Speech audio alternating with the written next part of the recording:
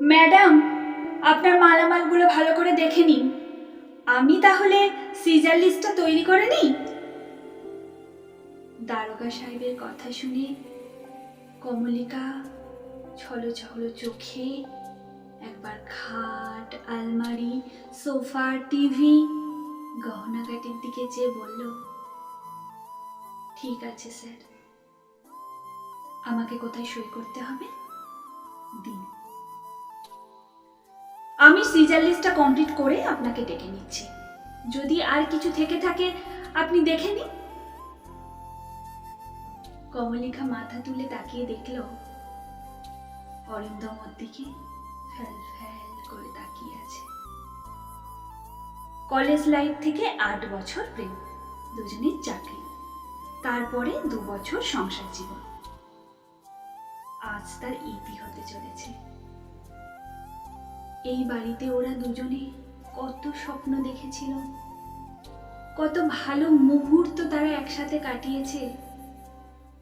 আর কিছুক্ষণ পরে সবকিছু ইতি হয়ে যাবে, সবকিছু মৃত হয়ে যাবে তাদের কাছে।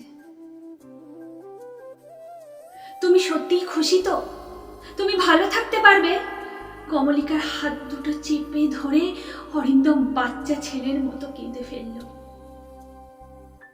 কমলিকাও থাকতে না পেরে কেঁদে ফেলল। সব দোষ তোমার। তুমি একবার এমন করে আগে বলতে পারলে না কেন? দুজন দুজনকে জড়িয়ে ধরে কাঁদতে লাগলো। ঘটনার আকস্মিকতায় কিছুটা অপ্রস্তুত হয়ে দারোগা বাবু বলে উঠল, তাহলে ম্যাডাম, আমি একটু বাইরে থেকে ঘুরে আসি। আপনারা কথা বলুন, আমি আসছি। তারপর মুচকি হেসে সিজার লিস্টটা ছিঁড়ে ফেলে দিল। এই গল্পের মতোই আমাদের আশেপাশে একটা ভেঙে যাওয়া সম্পর্কের দুজন মানুষ যদি এভাবে একে অপরের সাথে কথা বলতো, সময় দিত, তাহলে হয়তো সম্পর্কটা টিকে যেত। তারা হয়তো আজও ভালো থাকতো, একসাথে থাকতো।